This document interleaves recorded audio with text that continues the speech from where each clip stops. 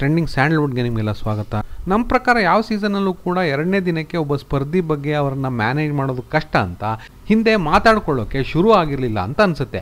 ಆದರೆ ಸೀಸನ್ 11ರಲ್ಲಿ ಚೈತ್ರ ಅವರು ಇದನ್ನು ಸಾಧಿಸಿದ್ದಾರೆ. ಮಾನಸ ಮತ್ತು ಗೋಲ್ಡ್ ಸುರೇಶ್ ಅವರು ಆಗಲೇ ಚೈತ್ರ ಬಗ್ಗೆ ಗುಸುಗುಸು ಶುರು ಮಾಡ್ಕೊಂಡಿದ್ದಾರೆ.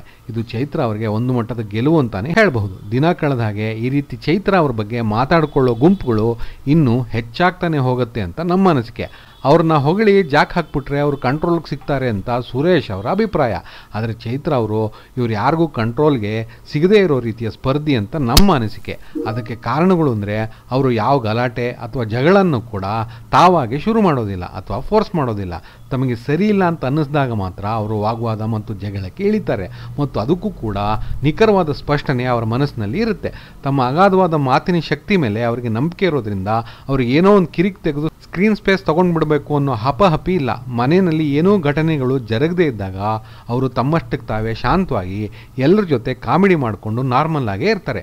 ಹಾಗಾಗಿ ಅವರನ್ನು ಏನೋ ಹೇಳಿ ಏನೋ ಮಾಡಿ ಕಂಟ್ರೋಲ್ ಮಾಡ್ಬೋದು ಅನ್ನೋದು ಕನಸಿನ ಮಾತೆ ಸರಿ. ಆದರೆ ನಿನ್ನೆ ಲಾಯರ್ ಜಗ್ಗು ಅವರು ಅವ್ರ ಮೇಲೆ ಒಂದು ಪ್ರ್ಯಾಂಕ್ ಥರ ಮಾಡಿ ಅವ್ರು ಮಾತಾಡಬಾರ್ದು ಅಂತ ಬಿಗ್ ಬಾಸ್ ಅನೌನ್ಸ್ ಮಾಡಿದ್ದಾರೆ ಅಂಥೇಳಿ ಅವರನ್ನು ಟ್ರಿಗರ್ ಮಾಡಿದ್ರು. ಹಾಗಾಗಿ ಈ ರೀತಿ ಅವರನ್ನು ಕೆಲವು ಕಾರಣಗಳಿಂದ ಟ್ರಿಗರ್ ಮಾಡಬಹುದು ಅಂತ ಹೇಳ್ಬೋದು. ಆದರೆ ಅಂಥ ಸಂದರ್ಭದಲ್ಲೂ ಕೂಡ ಅವರು ನಿರ್ಭೀತಿಯಿಂದ ತಮಗೆ ಅನಿಸಿದ್ದನ್ನು ಮಾಡೋ ಕಾರಣ ಅದು ಅವರ ಆಟಕ್ಕೆ ಕುಂದು ಮಾಡೋದಕ್ಕಿಂತ ಜನಗಳಿಗೆ ಇನ್ನೂ ಹೆಚ್ಚು ಮನೋರಂಜನೆ ಒದಗಿಸೋ ಸಾಧ್ಯತೆ ಇರೋದ್ರಿಂದ ಅದು ಕೂಡ ಅವರ ಆಟಕ್ಕೆ ಸಹಾಯನೇ ಮಾಡುತ್ತೆ. ಇನ್ನು ಸುರೇಶ್ ಅವರು ನರಕದ ತಂಡದಲ್ಲಿ ಚೈತ್ರ ಅವರು ಇರೋ ಥರ ಆ ಕಡೆ ಸ್ವರ್ಗದಲ್ಲಿ ಲಾಯರ್ ಜಗದೀಶ್ ಇದ್ದಾರೆ ಅಂತ ಹೇಳಿದ್ದು ಕೂಡ ಒಳ್ಳೆ ಮಜಾ ಕೊಡ್ತು. ಈ ಮೇಲ್ ಡಾನ್ ಮತ್ತು ಫಿಮೇಲ್ ಡಾನ್ ಸೇರಿ ಈ ಸೀಸನ್ 11ನ್ನ ಯಾವ ಅಂಡರ್ ವರ್ಲ್ಡ್ ಮಾಡ್ತಾರೆ, ಅದರಿಂದ ಎಷ್ಟು ಮಜಾ ಸಿಗಬಹುದು ಅನ್ನೋದೇ ಈಗ ವೀಕ್ಷಕರಲ್ಲಿರೋ ಕುತೂಹಲ.